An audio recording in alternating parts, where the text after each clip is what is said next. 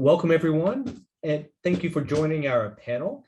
Today, we're going to be talking about management issues kind of faced by several companies in the U.S. In a variety of topics, everything from COVID to the re-emergence of China, Russia, and Ukraine, etc. So we have several great panelists, Stephanie Jordan from Amgen, Stephen Bell from FedEx, and then Herbert is going to probably be joining us a little bit later from Deutsche Bank. So let me start out by letting Stephen, and then I'll move to Stephanie. Just tell them a little bit about tell everyone a little bit about themselves and what their connection is to SU. Okay, my name's Steve Bell. I'm with FedEx, and I am a project engineer slash project manager. Been with the company for 18 years. My connection to SU was that when I was a pickup and delivery manager at the Syracuse airport, I also attended Syracuse University, got my MBA through their distance learning program, the IMBA program.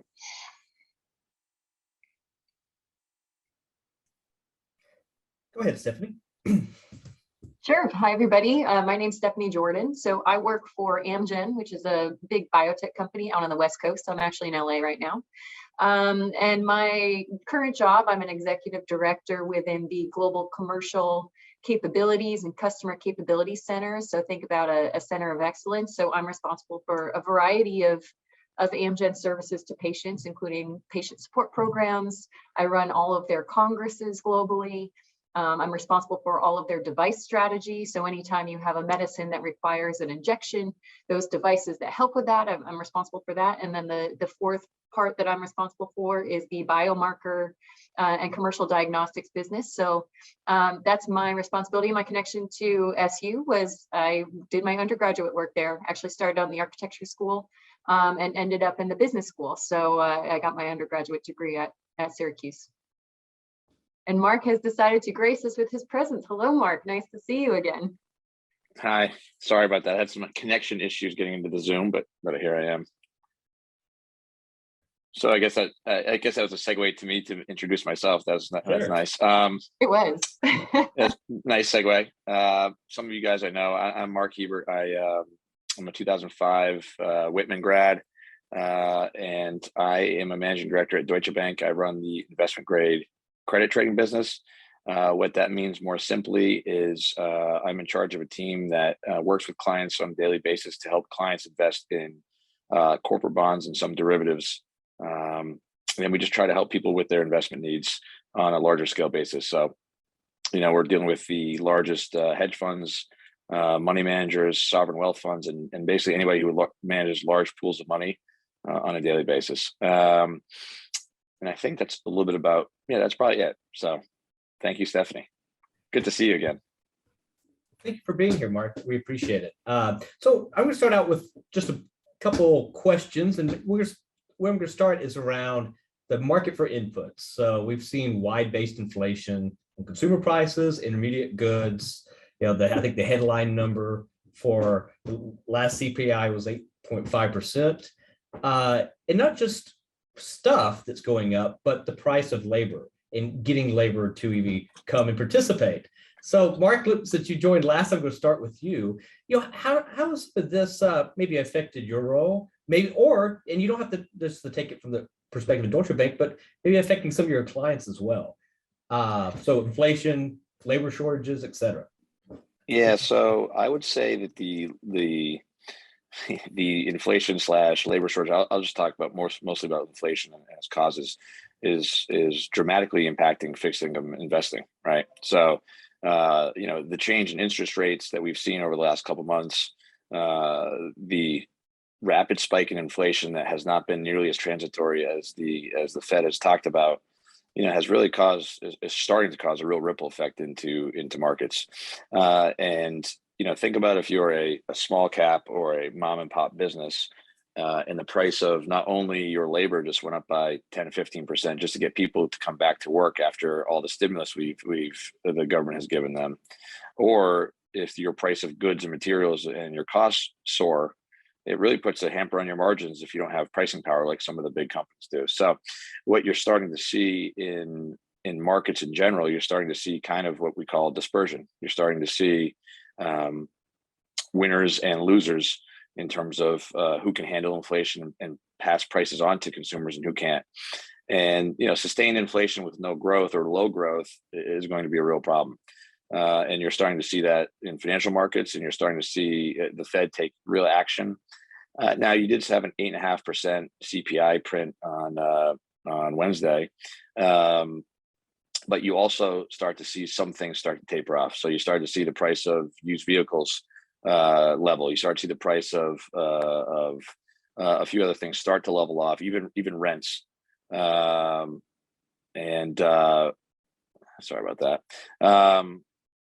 And so we're starting to see some of that, but is it just really 3 or 4% off of a really high number? Yes, it's not like used car prices are back to where they were 2 years ago. So, if this continues, what you have to see is more wage inflation to match inflation, or else you have a real problem too. And if you just have wage inflation and then we have a recession, you could see a real problem. So, my day-to-day job is actually, trying to fight off or fend, the problems with inflation. And what happens when interest rates rise, bond prices go down. There's an inverse relationship. So a lot of investors who are in fixed income securities, when they see their statements at quarter end, have lost a lot of money. It's one of the worst years of return for fixed income investors. So inflation is ever evolving, and it's a global problem. And hopefully it subsides here, or else we probably will be pushed into recession. No, great answer, Mark. Can I just ask you one follow-up? Is there any particular sectors that you are looking at that you think is going to be maybe hit worse over the next 3 to 6 months? Yeah, I mean, look at like consumer packaged goods, just the price of food, right? So, and I would say it's a relatively low margin business already. So if you take a relatively low margin business already and next time you go grocery shopping, look at your grocery bill, or next time you go, now gasoline was in large part also due to what's happening in Ukraine, but these costs are really going up. So if your average family grocery bill used to be $300 every 2 weeks, and now it's $450, that can put a real crimp on disposable income. So I think consumer packaged goods and whatnot, things that you use for the household, and the things you need to live on, energy, food, and housing, are all things that have spiked up dramatically. Absolutely. And this has trickled down not just for companies, but to a lot of people who are trying to live day to day, where basics like gasoline and CPG goods are very putting them in a tough spot. So maybe I'll turn this. Oh, go ahead, Mark. I was just going to say, everything that happens at the macro level affects everybody at the micro level eventually hard. Exactly. So Stephanie, this is, Amgen might be in a slightly different position, but what is your take on it from your vantage point? Yeah, I think, from my perspective, it's more, I'll take the lens of the people aspect, the people question that you had asked. So when it comes to talent, I think that's the one that's really, we've seen a shift, and that's really driven by COVID. What essentially happened is you had a workplace where you used to go every day, and now that's not the case anymore. COVID happened, and you're trying to figure out, okay, how do you actually support a remote workforce? So I think from a remote perspective, now that we're pivoting back into the world of, okay, we can go back to the office. I mean, you can probably see this isn't actually my office. I'm sitting at my kitchen table. I'm working from home. So that's something that companies are really struggling with, because if you have an employee population that is half at the office, half at home, that's very different. That's very different from a service model, from an HR perspective, trying to make sure you can get the right talent, you can put in place what the various employees need to actually be successful in their jobs. I'd say a lot of companies are really struggling. Some have really gone out and said, yep, we are all going back to the office. Some have said, yep, we're never going back to the office. And some are just kind of in this flex period with like the vast majority of companies. So I think that's really a challenge, because as you start to think about your talent pool, that becomes a new factor. So one, your competition has gone up for roles, because now people can work anywhere. It's not necessarily a localized workforce the same way it was. And now I work for a large multinational corporation. But if you start to open up these roles of people who are willing to work in various time zones, I have teams in Europe and in Asia, so I'm already working crazy time zones. Does it really matter where I am? Not really. So those types of questions, are really coming up with companies saying, okay, how do we find the best talent for the best job, regardless of location? Or for the companies that are saying, yes, you have to come back, you're actually losing a big part of their talent pool because people want that flexibility. They want the ability to live wherever they want. And that's a new demand that the employee workforce wasn't capable of prior to COVID. So I think that that's kind of the biggest shift I saw. And then, to build on what Mark said, the other component is the wage inflation in line with regular inflation. It makes for an unhappy workforce. And that's why you start to see some of these movements where people are thinking, oh, it might be greener on the other side, I can make more money. So there's a lot of jumping right now because wages just aren't keeping up with inflation at the moment.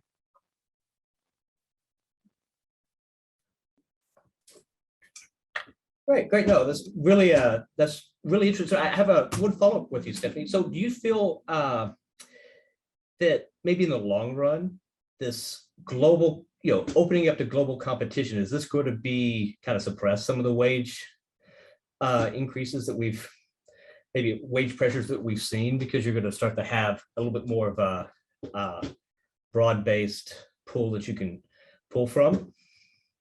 Yeah, it could, but it also, from the same perspective, if you want the best people, you're going to have to pay them the right amount. So you might have access to folks who live in different places. So I feel like there's just going to be a lot of variation in wages for a while. And it's going to take companies a while to figure out, okay, what's the new normalized amount that talent can actually demand? If you're really going after these certain executives in certain markets, it's, I'm in the biotech space, so we're always looking at folks in the Boston, Cambridge area, or in San Francisco, Charlotte, North Carolina. There's a couple biotech hubs and biotech triangles that we really kind of look at for talent. And a lot of times those people know that they're the talent and they don't want to move. So those types of roles can really kind of demand the rates that they want to demand. So I think it's just going to be a little bit variable for quite some time, depending on where people want, or where companies want to hire their talent, where they want a presence, and whether or not they've committed to a remote workforce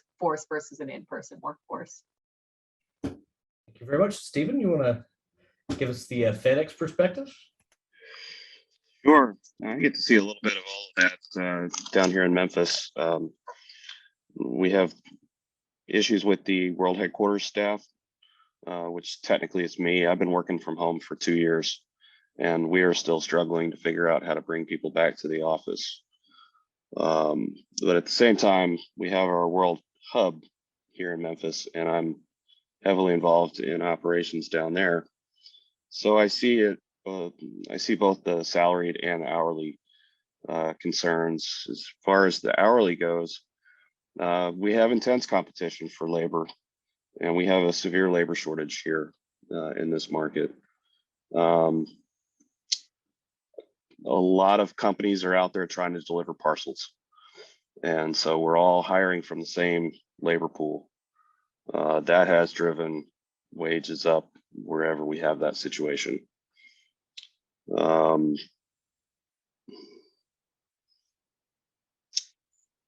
Fuel, obviously, this company runs on fuel. So we try to pass that cost along to our customers through a fuel surcharge. It's adjusted monthly. It usually does a pretty good job. Where we struggle is when rates start moving fast, when the prices start gyrating. Sometimes even once a month isn't enough to keep up. And all that, cost of labor, cost of fuel, that all squeezes our margins. And we're a publicly traded company, so we get that pressure. As far as work from home, yeah, some of the things that we talked about already, I see it too, that in addition to flexible, or in addition to salary, I see work from home, remote work becoming a benefit that different departments, different companies use to try and poach talent and entice the best people to come work for them. I think HR, certainly in my company, probably HR in general is struggling with how to adjust their policies and procedures to keep up with changing desires from the workforce. For example, my company, our salary ranges are tied to our geographical location. So depending on which zip code you live in, the same job could pay two different rates. They try to adjust for geography. Well, how do you adjust that to remote work?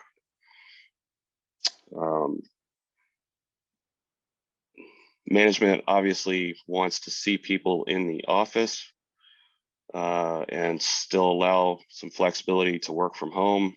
Everybody has decided that they like that a lot. So it's kind of created an awkward situation where they're trying to figure out how to bring people back into work 1 or 2 days a week. But oh, by the way, you have to come in and clean out your cubicle because you're not going to be assigned one anymore. So the cubicle you had 2 years ago needs to be cleaned out before you can come back to work. It's kind of, I see that causing a lot of belly aching. And yeah, I think the people who are suffering the most from this is, at least in the office environment, is new employees, new hires. They don't get the socialization that those of us that were around before COVID got to have, and maybe some mentorship and development. Yeah, before we move to the kind of the next topic, I wanted to follow up on that. So maybe Stephanie and Mark, y'all could jump in. I mean, I remember being in the finance industry, and a lot of junior folks, they learn a lot by just being in the right place at the right time. A managing director walks by, hey, could you help me with this? And by doing that, they get to learn and do things that they might not otherwise do. Otherwise, it would be hard to get on somebody like Mark or Stephanie or Steven's calendar when you're, a new grad. So from that perspective, coming back to work, getting the workforce back with you, and if you're not going to go that way, what other things are you thinking about as a way to connect with your junior employees to make sure that they're getting the interactions that they need to grow? Mark, you want to give that a shot? I was waiting for Stephanie, I'm trying to be polite. Well, I So, thought you were Stephanie, unmuted, so I waited for you. So Stephanie, why don't you take this one? I'll go after you. okay, sure. Yeah, no, I think it's really hard. A lot about the corporate environment is kind of that networking element, is understanding, how you meet new people, how do you make a good impression, how do you make an impression at all, how do you get in front of some of these forums. And I think a lot of the onus actually falls on us as managers. I spend an inordinate amount of time trying to make sure that my team gets the exposure that they deserve. I make sure I get them in front of leadership as much as I can. And we are starting to go back to have, social events. You can have like a happy hour, team building. So we're starting to see those come back up, and we're making a concerted effort to actually do things like that. Christmas parties and things like that aren't happening anymore. So we did a virtual escape room instead. So, but a lot of that falls to leadership to make sure that there is a culture of inclusion, and making sure that people feel like we are accessible. So us as leadership, I feel like it's had to be a mindset change. Like we have to be able to be accessible and approachable for folks to feel comfortable. And that's not necessarily something that I actively considered before, just because you were around and you could walk and run into somebody. But now you have to make a concerted effort to be seen as a leader and make sure that the teams know that they can reach out to you whenever they need. I really don't have much to add. I mean, I think Stephanie hit the nail on the head there. Like it's as leaders, you really just have to open your arms up differently than you did before, and kind of actively engage young talent like you never did before, because young talent and young employees are very nervous sometimes to talk to leadership actively. And I did see during COVID, it was really hard on my young talent. And to be honest, it was really hard for me to help train them because of the hands-off nature. So spending extra time on Zooms, and now that we're back in the office, really actively engaging and spending time with them. And also to Stephanie's point, you know, doing some social things with them, whether it just be a little one-on-one meeting or walk to get lunch with them and just kind of get to know them a little bit differently, and trying to make them feel like they really do belong here. And then from the training and the skills perspective, I think young talent brings so much to the table every single day. And during COVID, it was almost like it was almost sheltered back a little bit. And so, you know, extracting the value of this young talent is something that I try to do actively. And I would say, you know, I have this one young candidate. I'm actually pretty blown away at how amazing he is. It just took 2 or 3 months of me and him getting to know each other, so he's comfortable in this work environment. So I'd say we're getting back to a place of what will be the new normal. But I think as leaders, you really do have to actively think about your whole team and where they are in the process, and honestly, what COVID probably did to them versus what it did to you. Everybody's at different steps and stages of their life and how it affects people differently. Well, one question from the chat, I'm going to kind of rephrase it slightly.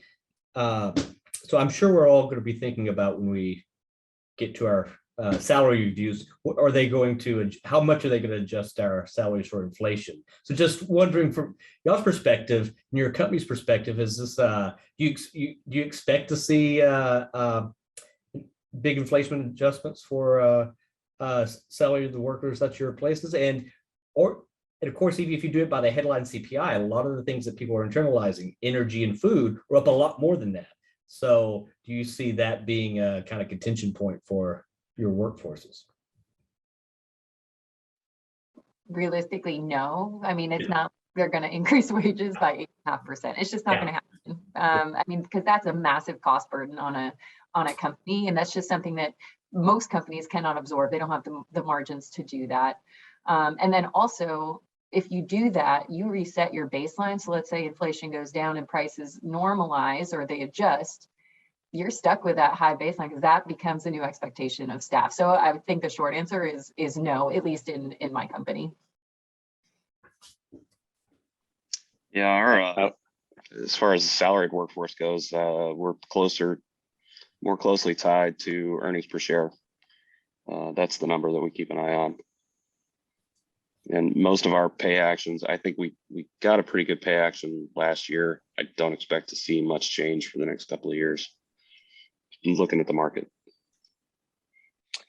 Yeah, and then just in finance, I think, you know, our base salaries have actually ballooned in the last 4 or 5 years, but it's not an inflationary reason. It's because the competition around us, you know, you think about the finance world, the salaries were actually historically quite low, but you made, you know, these all your money on your bonus payments.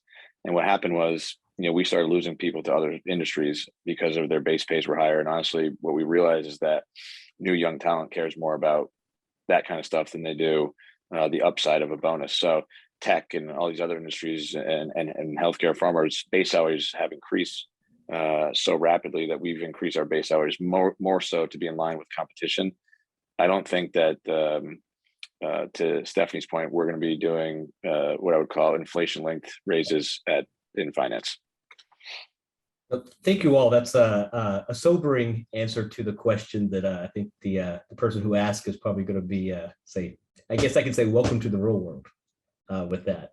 So at the same time, it's not necessarily a bad thing though, right? No. Because the things that we all talked about, salary being connected to, you don't actually want your salary to be connected to inflation. You want it to be connected to what the talent pool is. You want it to be connected to competition. You want it to be connected to those kinds of macro trends versus something that's not necessarily within the corporate control. So I actually don't like sobering, yes, but also a little bit heartening as well. Yeah, no, and if you kind of look back over the last decade, if you have inflation at 1.5%, then we would like to see our salaries grow a little bit more than that. I just think what we typically, when you see these big headline numbers, people react and say, well, we would like to see, my cost has gone up. They don't think of kind of the long run. But this is a great conversation. So I'm going to switch gears a little bit and move from inflation over to geopolitical risks. So obviously the Russian invasion of Ukraine has probably made us all think a little bit more about how we should be doing business internationally and what some of those risks are. So maybe Stephen, let me maybe start with you. And what type of things do you think might be changing at FedEx or in your mind, kind of giving this, if anything at all? It is an interesting time to be an airline. I can tell you that much for sure. So in terms of Ukraine, the immediate actions that we took was to suspend service to Russia, Ukraine, and Belarus. So we no longer accept shipments for those countries. We no longer pick up there. That was the first thing we did. Now, what's also happened too is that we've lost access to Russian airspace. So essentially we're back to the 80s. It's the Cold War. You can't fly over Russia. So we used to fly 3 flights a day between Asia and Europe. We referred to them as the backdoor flights. We had to reroute those. Now we have a hub in Dubai. And so we were able to rejig the network and flow everything through Dubai to make that connection. But it's added flight hours, which adds cost. It's made, and just Ukraine, in addition to COVID, has made crew scheduling a nightmare. The other thing that's happened to us is the first thing we did was moved our crew base in Hong Kong up to Osaka because of the differences in rules for quarantine. It was just untenable to have a crew base in Hong Kong anymore. So we made that change. And then the most recent change we've had to make in the last couple of days basically is that Shanghai is shut down. And Shanghai was one of our major markets outbound. Not a huge market for the US export, but Shanghai is a major source of export to the US and to Europe. And it's just no longer there. And I would not be surprised if in the next week or so, we see something similar happen in the Pearl River Delta. Shenzhen and Guangzhou shutting down.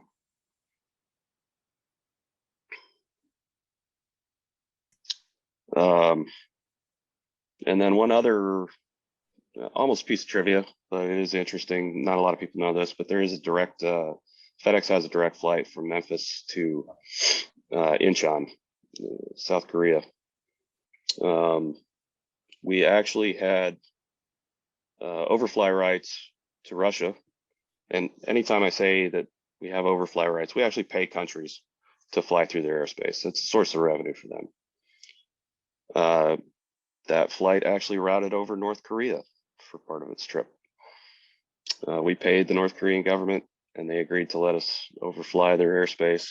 It shaved 45 minutes off the flight time. But like I said, with the closure of Russian airspace, we don't have that anymore. They had to reroute it, add flight hours.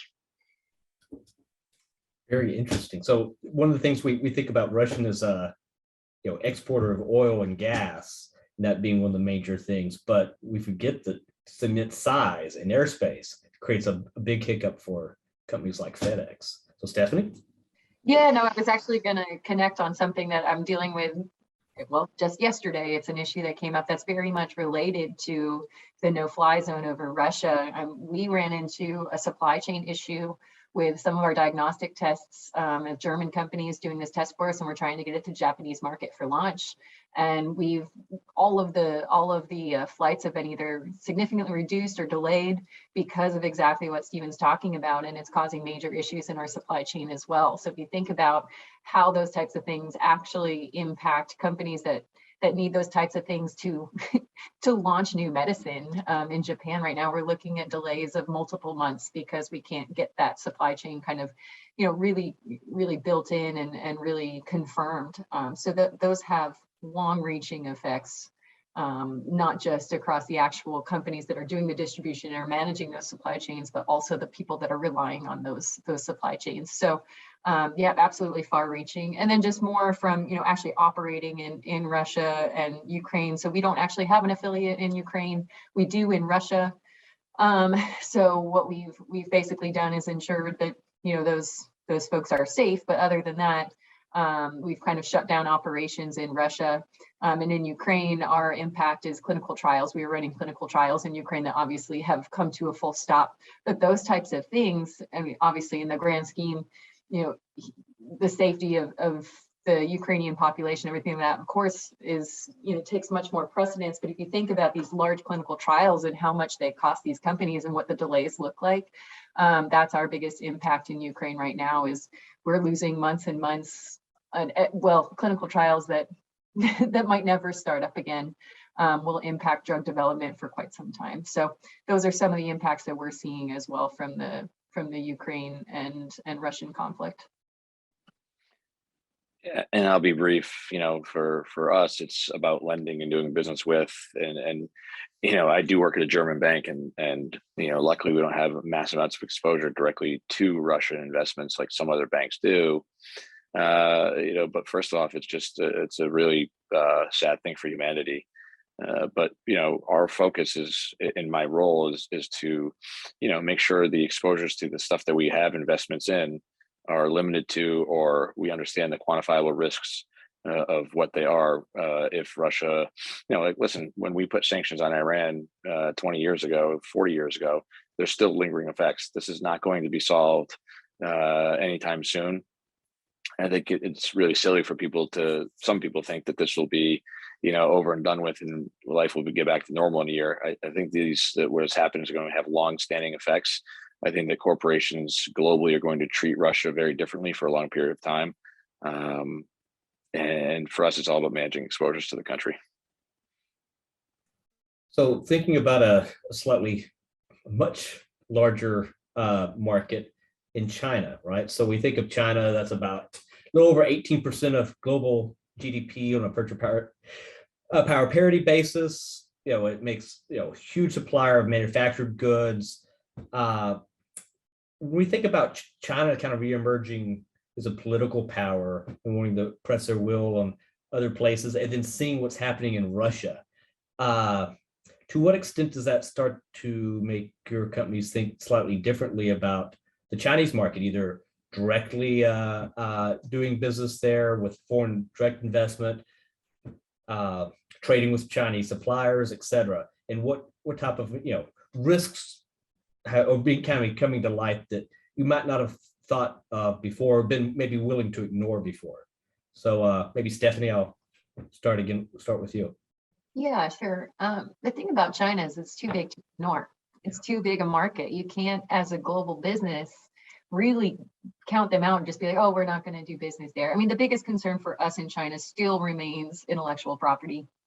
So patent protection and things like that for biologics and oncology therapeutics and things that my company makes, that still remains the biggest issue. I think that for us, and we still have an affiliate that's growing in China. We kind of started business in China, I would say, 6-7 years ago, where we created an affiliate and put a leadership team there. But for us, it's more around kind of risk mitigation, making sure you have plans in case things don't go the way that they need to go to actually support business. But right now, it's still far too big a market to not play in. Stephen? I probably have the easiest answer to this question of the three of us, because we're just going to go where our customers are. So if there are manufacturers who are shipping out of China and they want to do business with us, we're gonna be there. And if manufacturing shifts somewhere else, then we'll adjust our network accordingly. Gotcha. No, that makes sense. Mark?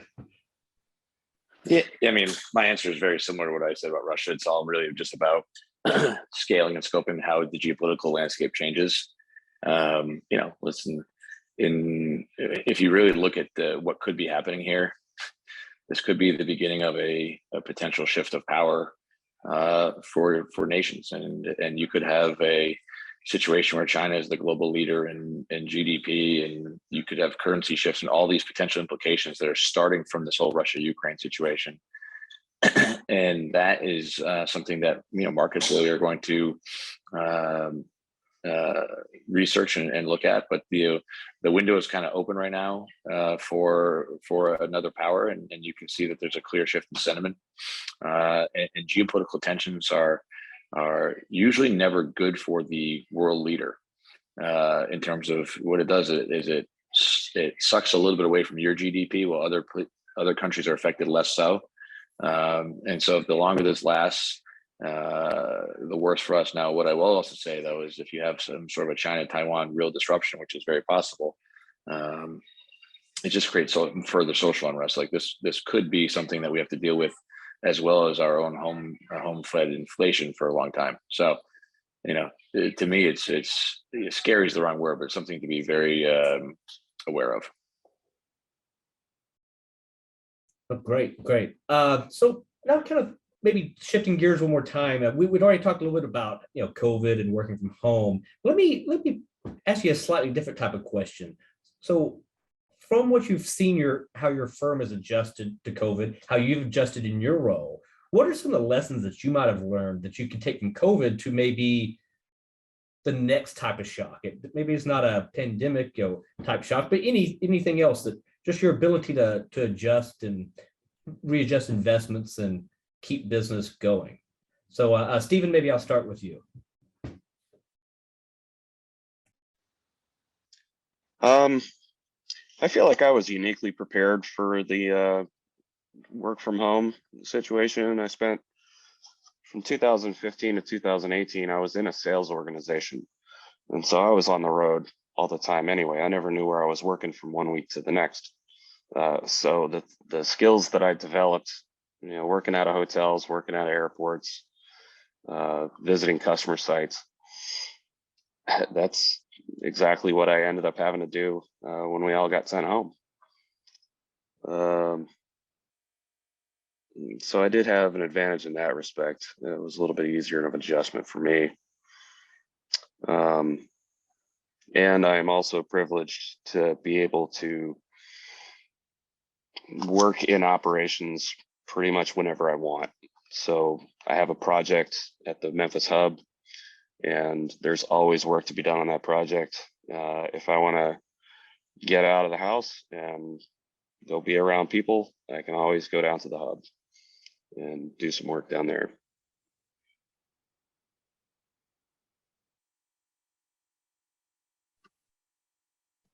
Stephen? I'll jump in real quick on.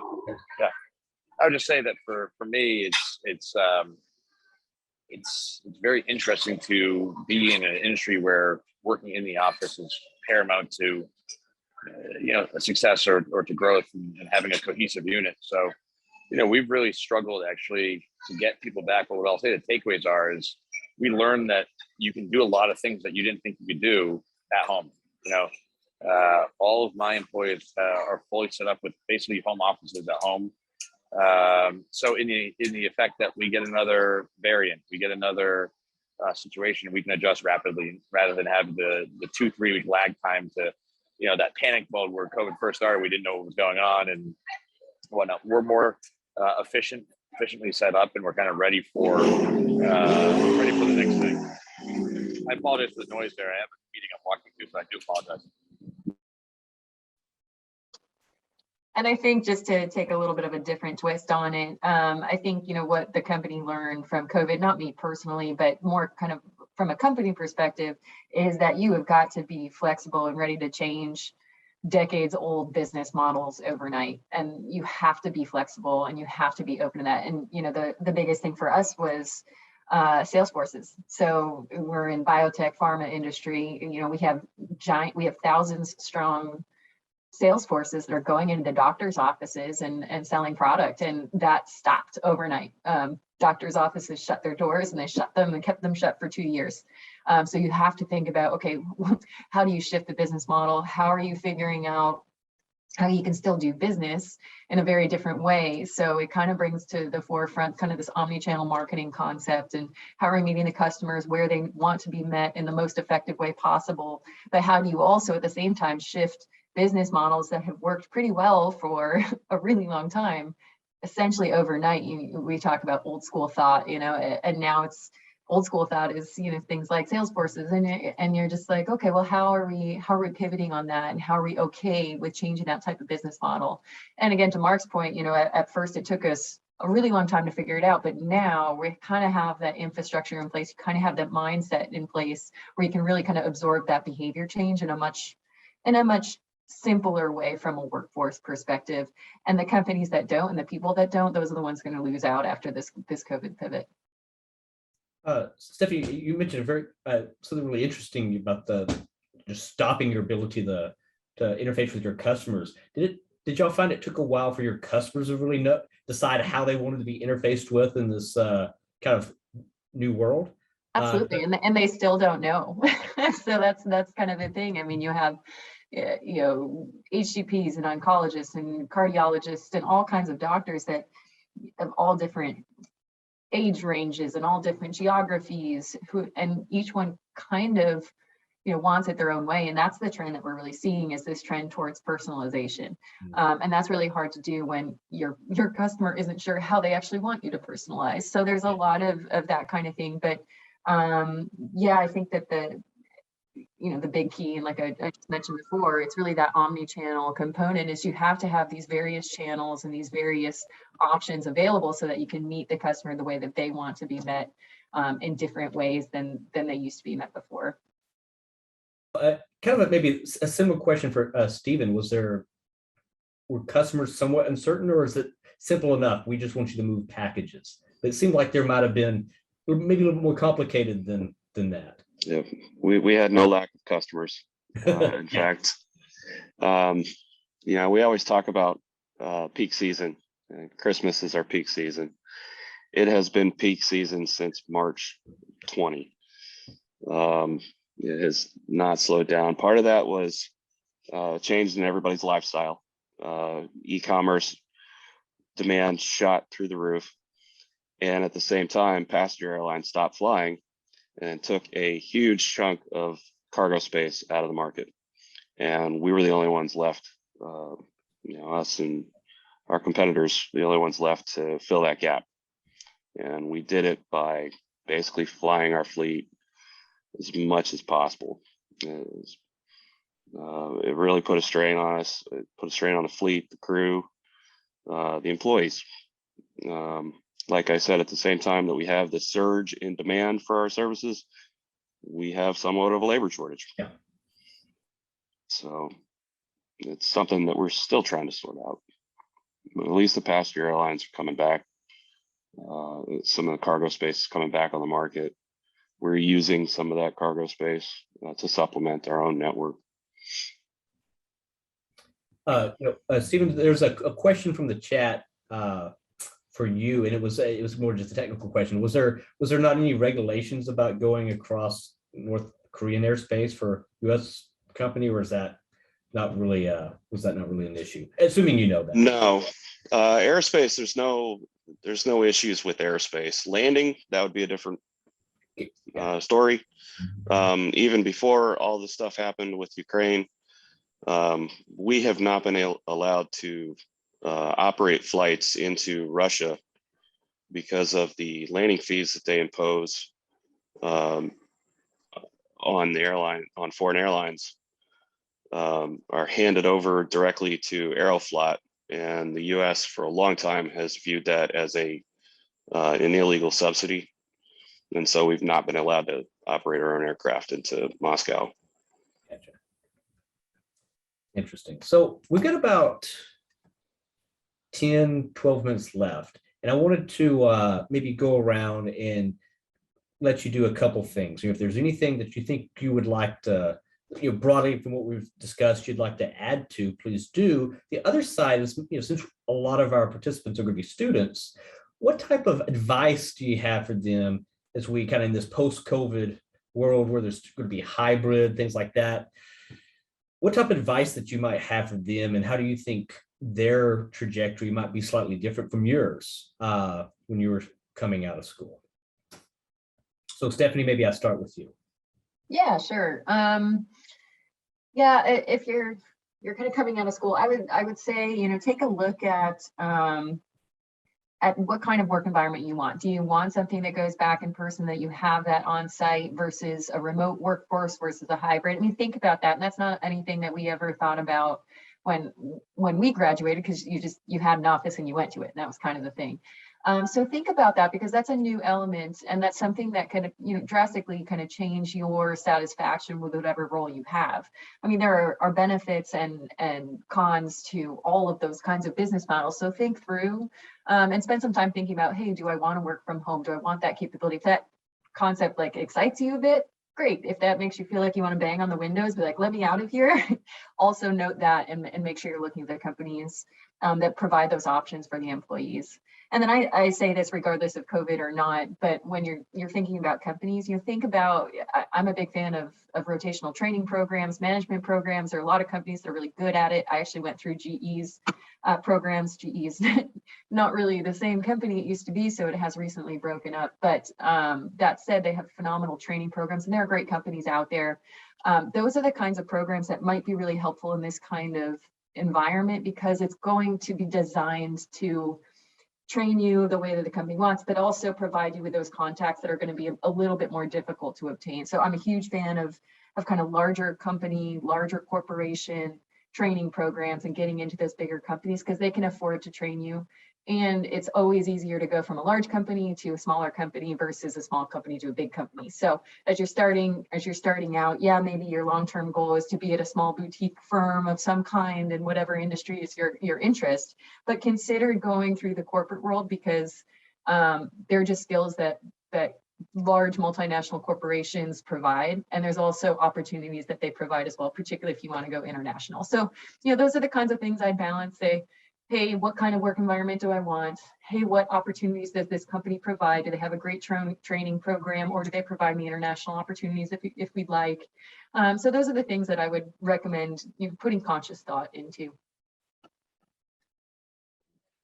Yeah, I'll follow up, and a lot of what Stephanie just said is what I would resonate with, and that is, for me, what I tell all the students that I talk to and mentor and young employees is, it's really all about finding alignment, right? You want to find alignment with your interests and the workforce interests. So when you're naturally aligned or interested in what you're doing, you're going to put forth better work because you kind of like to do it. You're engaged in doing it.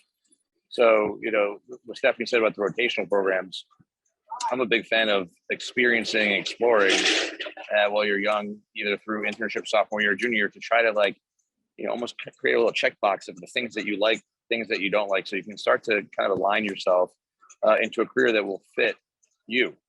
And also the number one thing I'll say is, if you don't like something, don't do it.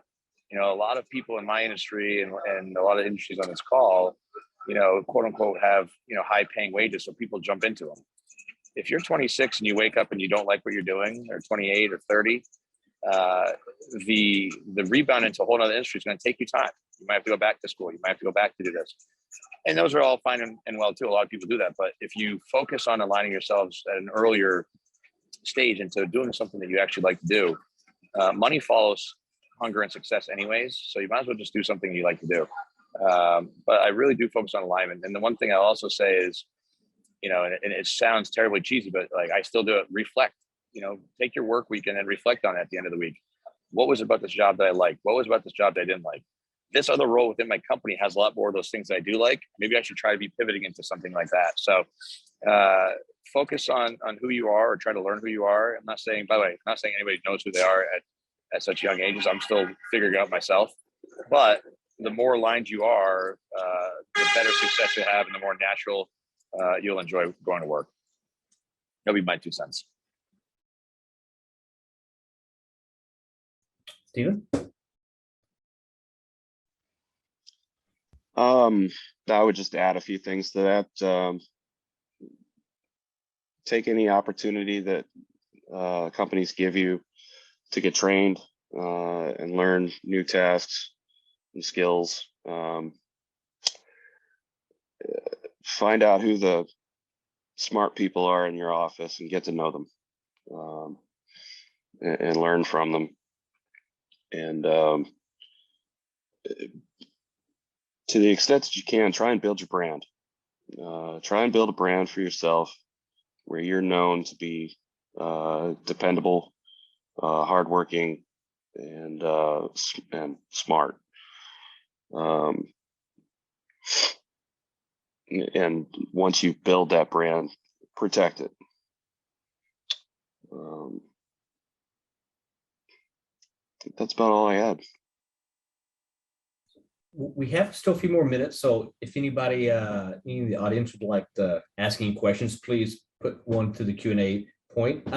So maybe one other thing I go around and ask is, what was there anything in particular you did before you graduated in terms of internships or things like that that you thought were very unique in allowing you to figure out your path or figure out this is not the path for me?